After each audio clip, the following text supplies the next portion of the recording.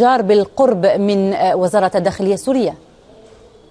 التفاصيل الأولية تشير وليست مؤكدة إلى أنه يعني أثناء فترة انقطاع الكهرباء في تلك المنطقة، منطقة كفرسوسة، توجهت سيارة مفخخة على ما يبدو إلى داخل وزارة الخارجية، وحصل انفجار داخل الوزارة وليس أمام الباب الخلفي كما ذكر إعلام النظام. أيضا يعني هناك حريق هائل أيضا شب في المنطقة بعد الانفجارات، ويعني أكثر من 5 سيارات إسعاف توجهت إلى المنطقة من نفق كفرسوسة. التفجير يعني حدث في منطقة كفرسوسة وما يدعى بالمربع الأمني الذي فيه وزارة الداخلية ومجلس مبنى يعني رئاسة مجلس الوزراء في المنطقة.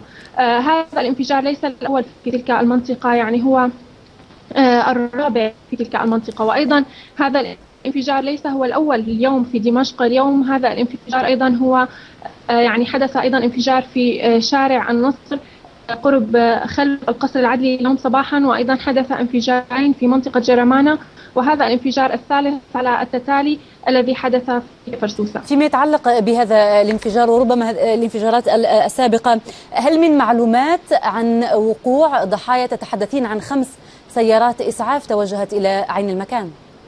نعم، المعلومات الأولية تفيد إلى أنه يوجد عدد من الإصابات بحسب يعني عدد سيارات الإطفاء. غالبا الانفجار الأول كان يعني صوته غير قوي، ولكن الانفجار الثاني كان صوته عنيفا وهزأ المنطقة بالذات يعني انقطاع الكهرباء، فالصوت انسمع عاليا في المناطق المحيطة. على ما يبدو أن هناك عدد يعني من الإصابات كبير، عشرات الإصابات، يعني حتى اللحظة المعلومات غير مؤكدة بسبب الانتشار الأمني الذي يحدث بعد هذه الانفجارات وإغلاق الطرقات التي يقوم يعني بها النظام بعد الانفجارات والتطبيق الأمني. شكرا جزيلا لك ديما شامي، ناطقة باسم شبكة شام الإخبارية بدمشق وريفها، كنت معنا من العاصمة السورية.